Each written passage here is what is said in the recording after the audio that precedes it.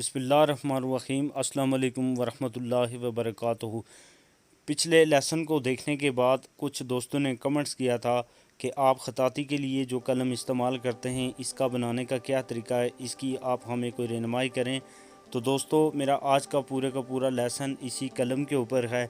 मैं आपसे एक गुजारिश करूंगा कि अगर आपने अभी तक मेरे इस चैनल को सब्सक्राइब नहीं किया है तो बराए मेहरबानी मेरे इस चैनल को आप सब्सक्राइब करें, लाइक करें, शेयर करें और बेल आइकन के ऊपर क्लिक करें ताकि मेरी हर नई आने वाली वीडियो सबसे पहले आप तक पहुंच सके।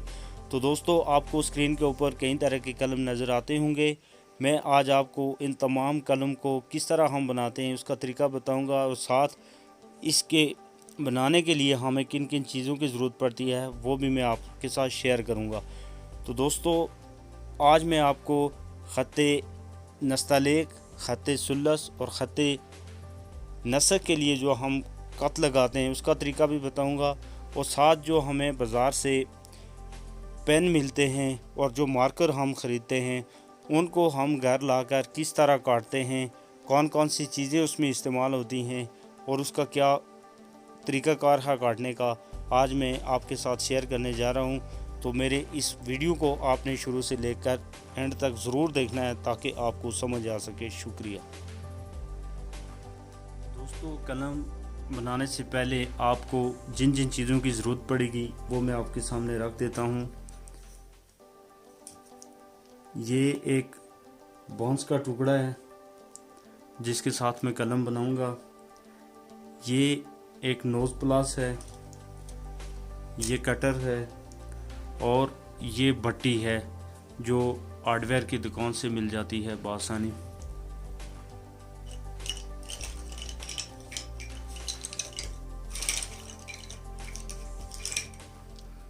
सबसे पहले मैं आपको बताता जाऊं कि ये मेरे पास एक मार्कर है जो काटा हुआ मैंने स्टेशनरी की दुकान से लिया है, लेकिन इस मार्कर को सही बनाने के लिए, इसका कद थोड़ा बड़ा करने के लिए हमें एक नोज़ प्लास की ज़रूरत पड़ती है जो आपके पास होना बहुत ज़रूरी है।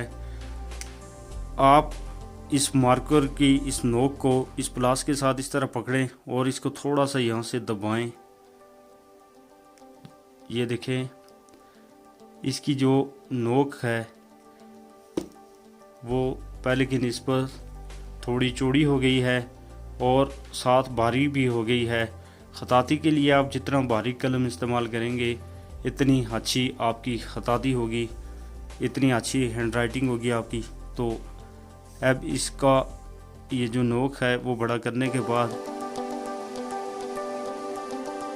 ये देखें,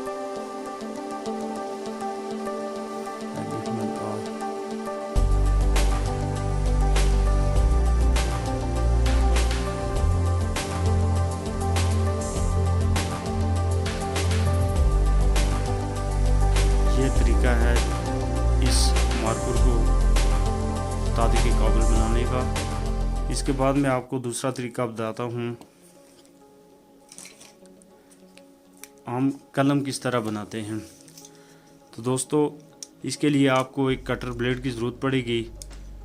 ये आपको स्टेशनरी की दुकान से आसानी से मिल जाएगा।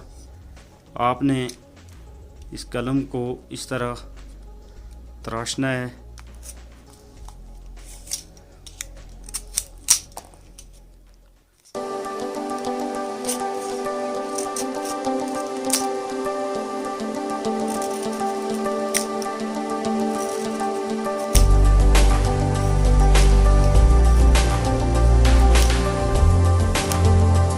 जब सामने वाली साइड आपकी बिल्कुल सही हो जाए, आप समझते हैं कि ये बिल्कुल प्लेन है, इसके बाद आप इसकी साइडें, पहले एक साइड फिर दूसरी थोड़ी थोड़ी तराशें।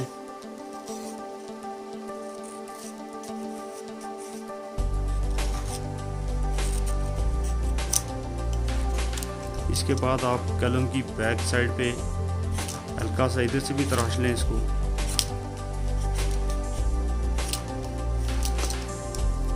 तराशने के बाद आपको ज़रूरत पड़ेगी एक लकड़ी के टुकड़े की। तो उसके लिए मैं ये कलम ही इस्तेमाल कर लेता हूँ। यहाँ मैं आपको एक और चीज़ बताता जाऊँ कि हम जब अरबी लिखने के लिए कलम इस्तेमाल करते हैं, उसका कात लगाते हैं, तो उसको हम थोड़ा तिरछा काटते हैं, ज़्यादा तिरछा होता है वो। और उर्दू जो ख़त नस्तली के लिए इस्तेमाल होता है, उसके लिए हम कलम थोड़ा कम तिरछा काटते हैं।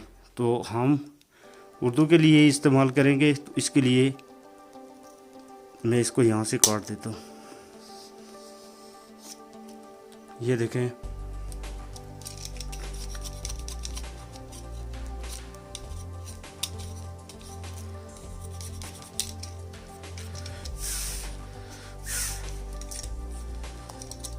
अभी इसके साथ हम लिख के देखते हैं कि ये किस तरह लिखता है। ये देखें, बिल्कुल नया कलम, थोड़ी सी इंक लगाई इसके साथ।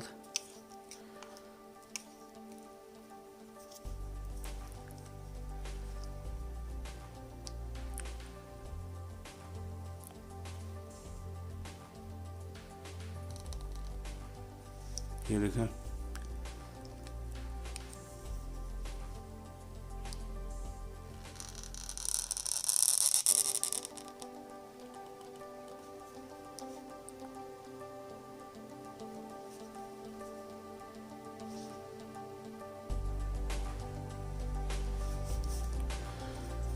दोस्तों ये है कलम बनाने का तरीका। आप चाहे इसको मोटा रखें या बारीक रखें, तरीका यही है। अभी मैं आपको एक दूसरा कलम बनाकर अरबी रस्मुल ख़त जो हम लिखते हैं उसके लिए किस तरह का कलम होता है।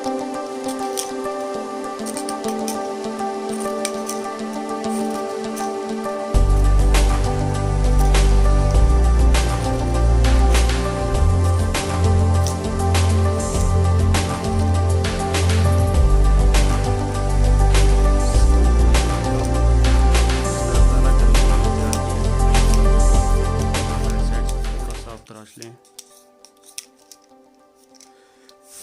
अब इसको हम अरबी रस्मुल ख़त जो हम लिखते हैं उसके लिए ज़्यादा तिरछा इस तरह का हम कत लगाएंगे, फिर मैं आपको लिख के बताऊंगा। ये देखें,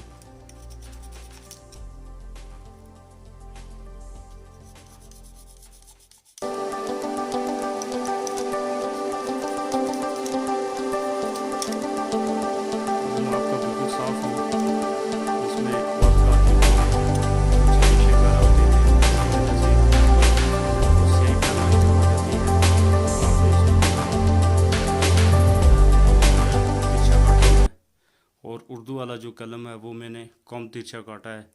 तो अभी मैं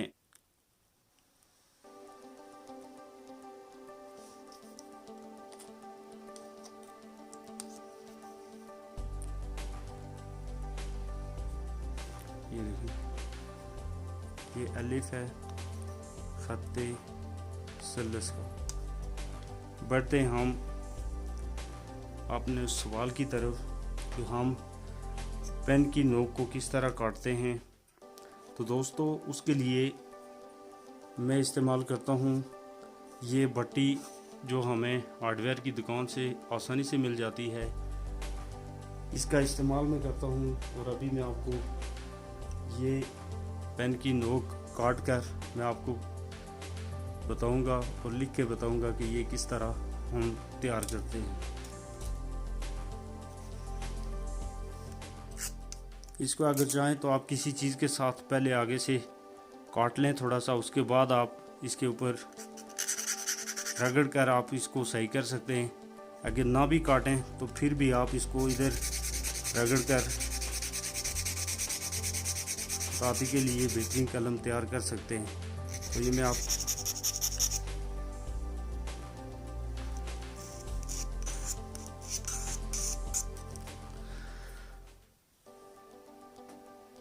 दोस्तों ये देखें, ये मैंने रगड़ रगड़ कर ये इसका कात बहुत प्यारा कर दिया है। मैंने इसके अंदर इंक नहीं डाली हुई थी और मैं आपसे भी गुजारिश करूंगा कि अगर आप नया पेन इस्तेमाल करते हैं तो उसके अंदर आप पहले इंक न डालें, क्योंकि उसकी वजह से हाथ बहुत ज़्यादा ख़राब हो जाते हैं। तो पहले आप उसकी नोक बनाकर उसके बाद आप इंक डालें और उसको चेक करें। उसके बाद बेशक आप थोड़ा थोड़ा इसको इसके ऊपर रगड़ते जाएं, फिर आपके हाथ इतने ज़्यादा ख़राब नहीं होंगे। अब मैं आपके सामने इंक डालता हूँ इसमें। ये देखें बिल्कुल खाली है।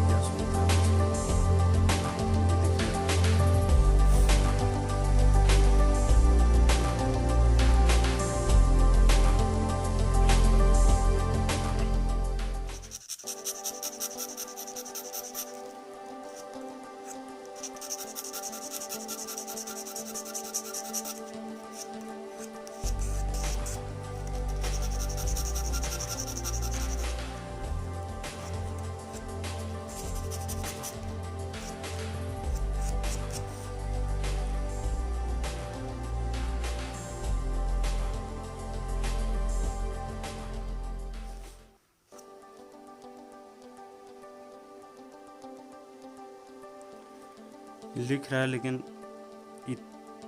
उतनी सफाई से नहीं लिख रहा है। इसके लिए अब हमें एक और चीज़ का इस्तेमाल करना पड़ेगा, और वो है एक छोटा सा शीशे का आप टुकड़ा लें और उसके ऊपर आप इसको इस तरह रगड़ना शुरू कर दें।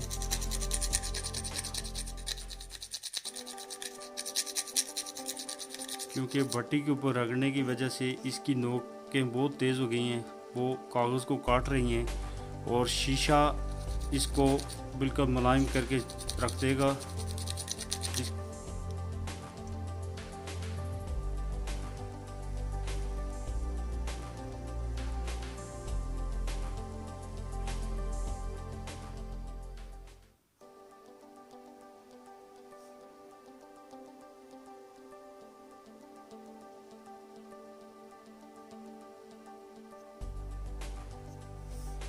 ये देखें, थोड़ा जूम करके देखते हैं। ये देखें,